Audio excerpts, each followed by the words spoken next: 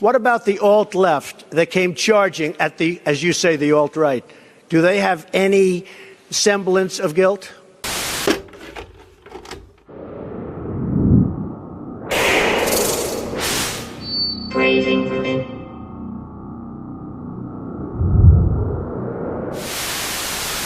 So recently we heard President Trump use the term alt-left to describe the counter-protesters who were present at Unite the Right in Charlottesville. What exactly does he mean by alt-left? Well, stripping away the vague terminology, we see two main groups who comprise the opposition at Charlottesville. The left anarchists, better known in the public eye as anti-fascists, or Antifa for short, and Black Lives Matter. These labels are well established and recognizable to people who are politically engaged, and I see no reason not to continue using them. The term alt-left, on the other hand, is rather nonsensical in that it's being fielded as a counterpart to the term alt-right, a sort of playground retort in an attempt to equate the public activities of Antifa with those of the alleged neo-Nazi boogeymen who constituted the attendees of Unite the Right. But let's think about this a little more. Where did the term alt-right come from? It originated from the remnants of paleoconservatism, itself an implicit embodiment of nationalism and white American identity. Alt-right refers to a coalition of dissident right-wing perspectives, be they identitarian, southern nationalist, monarchist, traditionalist, neo-reactionary, or anything outside the purview of mainstream neoconservatism. In short, the term alt-right and the associated spheres of political thought and discussion arose out of a palpable need for an alternative to the neoconservative stranglehold over what is considered acceptable in right-wing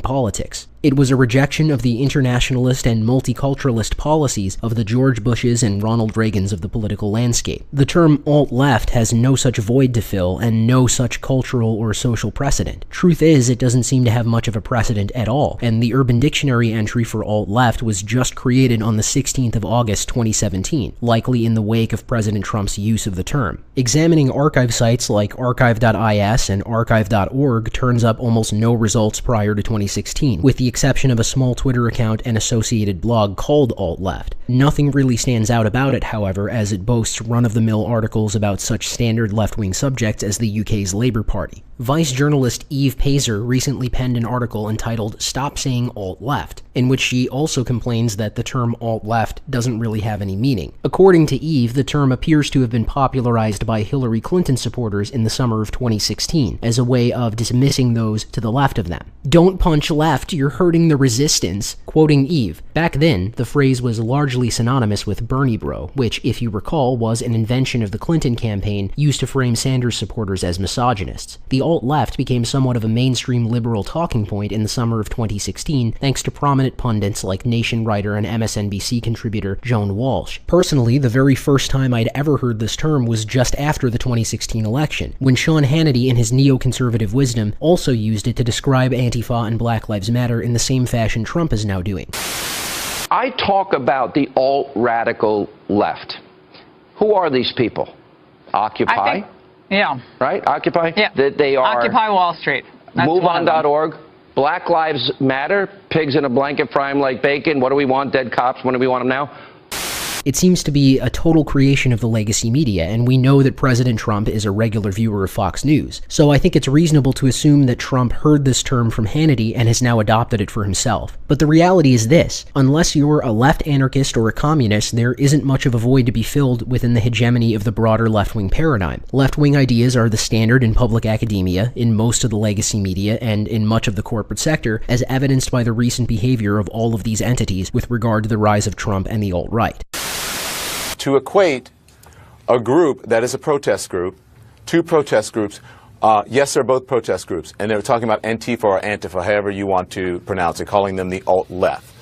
Well, that group protests fascism, so they were there protesting fascism. Maybe their tactics weren't exactly right. All groups like that, political groups, rights groups, protest groups, it's messy. But there is a difference between the two groups. One is a Nazi white supremacist group. What they want to do in their hearts is extinguish people who look like me and who look like you, Wolf. Jewish people, black people, even women. They don't think that we're equal to them. The other is a protest group protesting a political and a racist movement. Now, I'm not saying either of them, I'm not saying that that group, all of their tactics were right, but they were there protesting hate in America.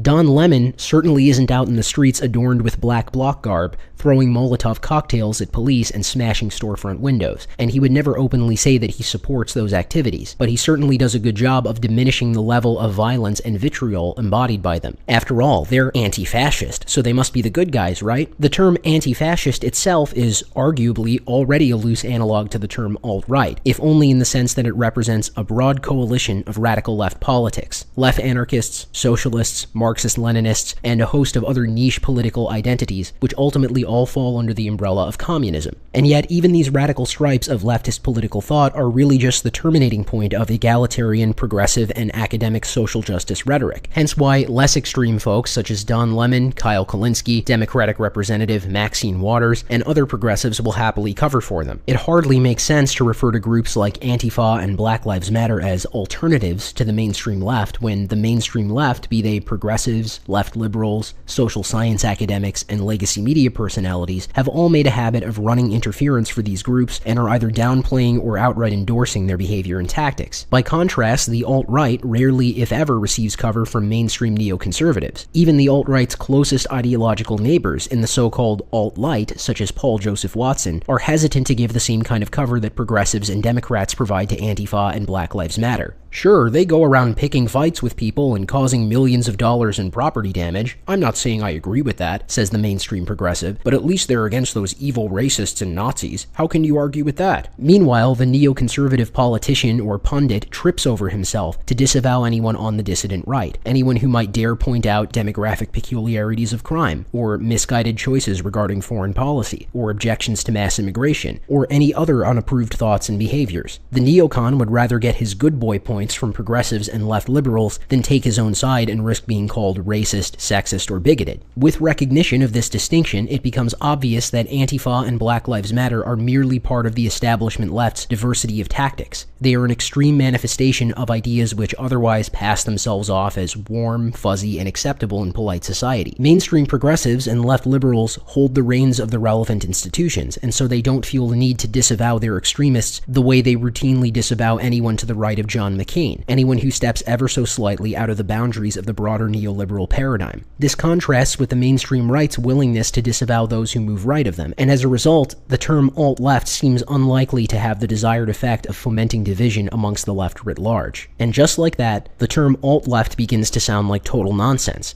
What exactly is it an alternative to? What are these so-called alt-left people doing other than acting as foot soldiers of establishment progressivism, doing what academics and journalists and Democratic Party members only wish they could do themselves? The answer is nothing.